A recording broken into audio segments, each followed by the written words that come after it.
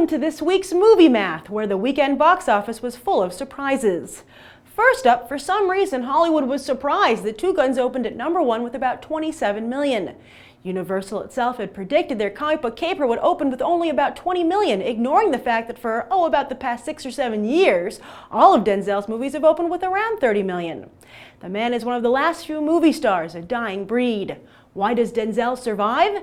It's because the man is clever enough to build a brand, ignoring the self-indulgent one for them, one for you rule so many of today's actors like to follow.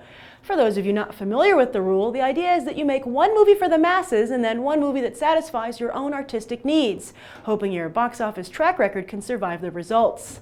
I've been thinking about it, and my theory is that back during the studio system, the studios managed actors and built brands around them. Those brands allowed for more character-driven films because the star power of the actors' brands could hold up said movie.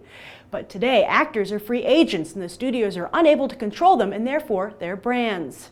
Furthermore, actors are encouraged to break down and counter their brands by directors and critics who have little regard for what such actions might do to actors' careers in the long run.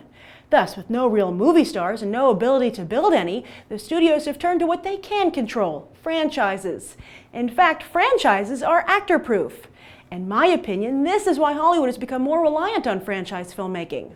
I'm not saying we go back to the studio system where a number of actors were pushed too far in the pursuit of their brand, but until actors become more business savvy, like Denzel, they won't be able to benefit from what Hollywood has always done: bet on brands.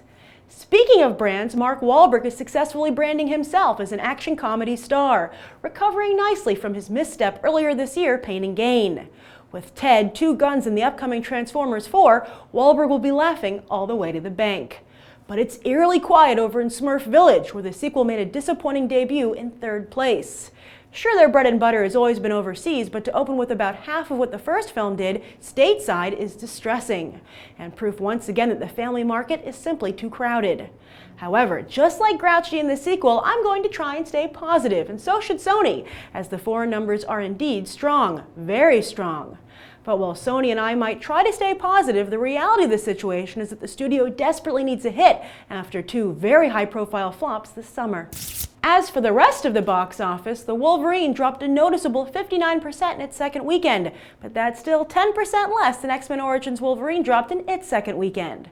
Worldwide, the pick has already passed 250 million in just 2 weeks, proving that Hugh Jackman is still the driving force behind Fox's mutant franchise. Even if the Wolverine is unable to match the top-performing X-Men flicks, it's still doing a great job setting the stage for next summer's Days of Future Past, and most likely another Wolverine flick after that. Meanwhile, impressive holds in the 30 percentile were shown across the board, with the exception of Turbo, which plummeted another 53%, and Pacific Rim, which fell 40% to number 10 just a month into its release. But don't count on Hollywood to pull the plug on the Jaeger program just yet. The film opened to an astounding 45.2 million in China, the biggest ever for a Warner Brothers film and the 6th biggest for an American film in general.